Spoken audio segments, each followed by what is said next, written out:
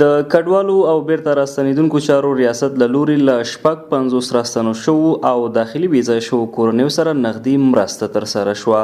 د دغو مرستو د ویش پیل د لغمان ولي ښاغلي محمد آصف ننګ په لاسونو وشو چې پر مهال د کډوالو او بیرته راستنیدونکو چارو رئیس د ولایت مقام د دفتر رئیس او د UNHCR موسسي استازي هم حاضر و.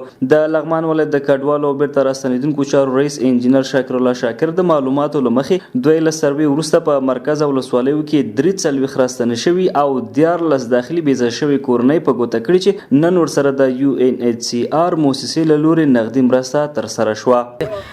تقریبا شپږ 50 کورنیو ته موږ د UNHCR په همکارۍ باندې نغدي کومک د چې کورنۍ ته $200 ورکول کیږي.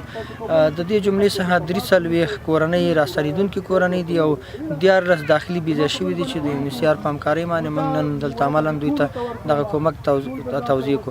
همدا رقم دغه د کومکونو لړۍ به روانې کېدای شي دې سره ژمنۍ مرستې نورې هم وشي. نوموړی وایي چې دغه ټوله مرسته 11,200 امریکایي ډالره کیږي او هرې کورنۍ ته $200 امریکایي ورکړل شول. د لغمان ولي ښاغلي محمد آصف ننګ د کډوالو بیرته راستنیدونکو چارو له ادارې مننه وکړه چې له راستنو شوو او کډوالو کورنیو سره د مرستو د ویش لړۍ دوامداره ساتلې ده. هغه وویل دوی به هڅه وکړي چې داخلي ویزه شوو کورنیو ته بیرته خپلو سیمو ته د تګ اسانتیاوې برابرې او نوو هغو راتلونکو لپاره هر اړخیزې مرستې ترسره کړي. د کډوالو او بیرته راستنیدونکو چارو ریاست د معلوماتو له مخې دوی لا هم هڅه کوي چې په دې ولایت کې ټولو کورنیو ته رسیدګي وکړي او په بېلابېلو برخو کې د دوی لاسنیوی شوی وي. همدارنګه هغه کورنۍ چې دغه مرستې ترلاسه کړې له ولایتي ادارې او کډوالو ریاست څخه هم مننه او خوښي څرګنده کړه.